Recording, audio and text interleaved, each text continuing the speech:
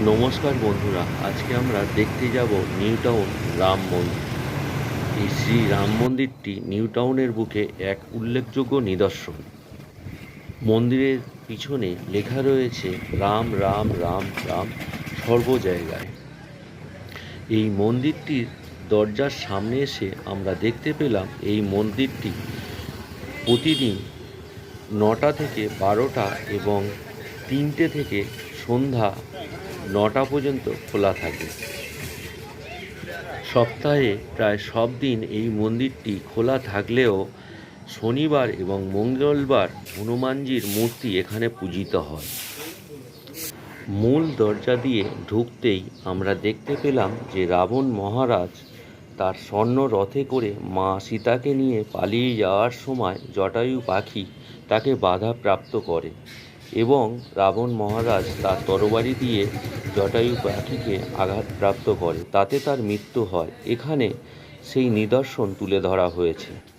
এখানে আমরা দেখতে পাচ্ছি জটায়ু পাখির শবদেহকে অগ্নিসংযোগ করছেন রাম লক্ষ্মণ। একটু আগাতেই আমরা একটি 5 থেকে 7 ফুটের হনুমানজির মূর্তি আমরা দেখতে পেলাম। এই মন্দিরটি একটি প্রাকৃতিক পরিবেশের মধ্যে গড়ে উঠেছে।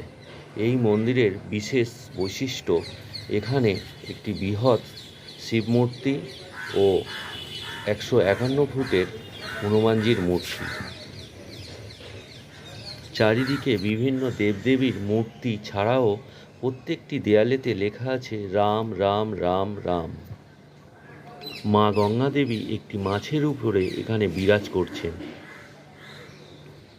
শিবমূর্তির নিচে মা দুর্গা কার্তিক এবং গণেশকে নিয়ে দাঁড়িয়ে আছেন এবং এর পাশাপাশি আমরা দেখতে পাচ্ছি সেই 151 ফুটের বৃহৎ হনুমানজির মূর্তি।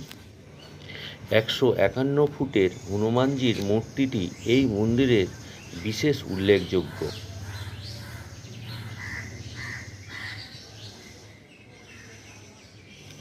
হনুমানজির মূর্তিটি দেখতে দেখতে আপনারা এই পথ ধরে শিব মূর্তিরকে পরিক্রমা করতে পারেন। বিভিন্ন উল্লেখযোগ্য দেবদেবীর নিদর্শন দেখতে দেখতে আমরা একটু আগিয়ে গেলাম। খোলামেলা জায়গায় পাখিদের কূজন ভেসে আসছে।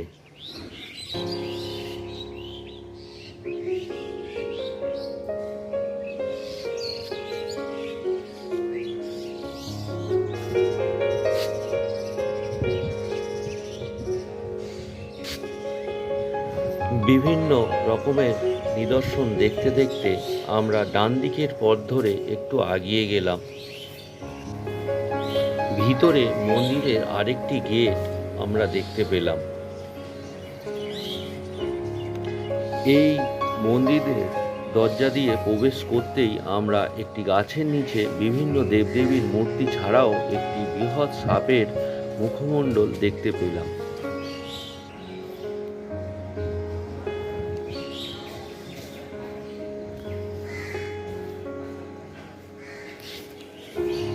এখানে আমরা দেখতে পাচ্ছি 7টি ঘোড়া এই রথটিকে টানছে। বিভিন্ন দেবদেবীর নিদর্শন দেখতে দেখতে শিল্পীর প্রশংসা এখানে করতেই হয়। পথ চলতে চলতে আমরা এসে পৌঁছালাম বালাজি বাবসা মন্দির। চলুন দেখে নিয়ে যাক এই মন্দিরের ভিতরে কি আছে।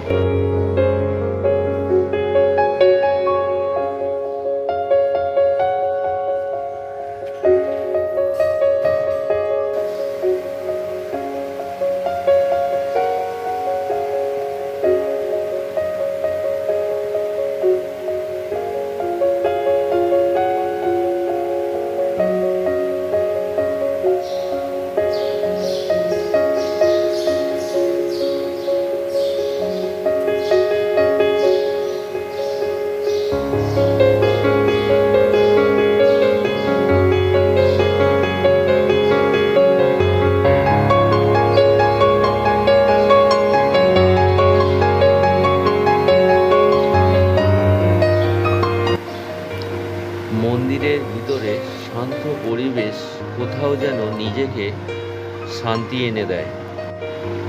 এই মন্দিরের বিভিন্ন বিগ্রহ দেখতে দেখতে আমরা বেরিয়ে পড়লাম এই মন্দির থেকে।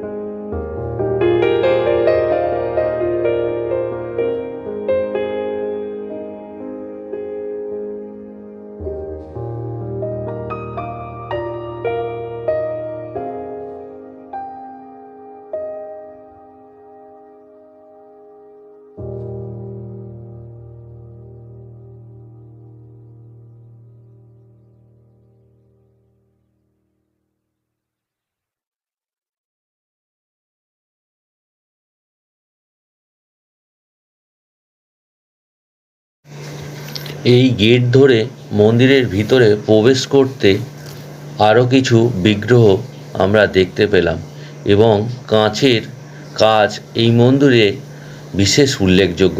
চলুন দেখে নেওয়া যাক এই মন্দিরের ভিতরটি।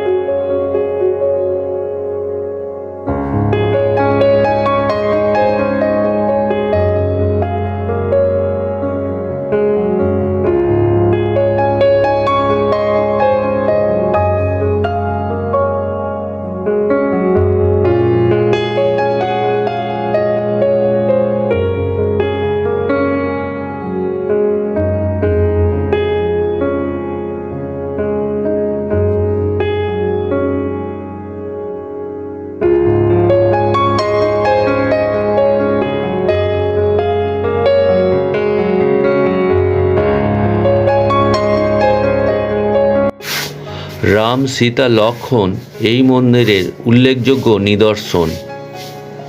চারিদিকে কাঁচের কাজ এখানে সৌন্দর্য বাড়িয়ে দিয়েছে।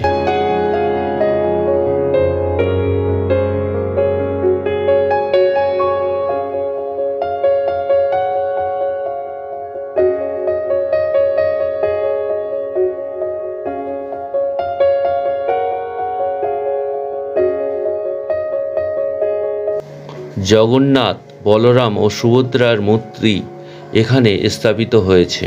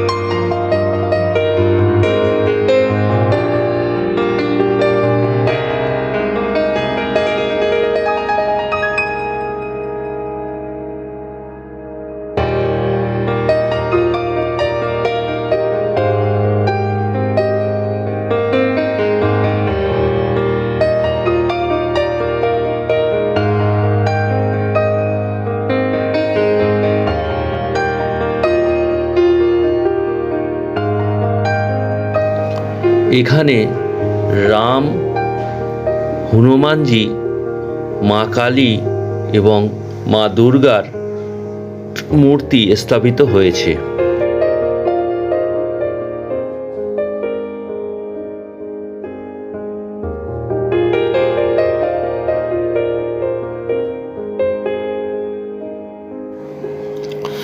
কাঁচের গায়ে আলোর ছটা এই মন্দিরের উজ্জ্বলতাকে বাড়িয়ে দিয়েছে। হনুমানজির মূর্তির সামনে এসে জয় শ্রীরাম না বললে নিজেকে অতৃপ্ত রাখা হয়। তাই সবাই মিলে একবার বলুন জয় শ্রীরাম।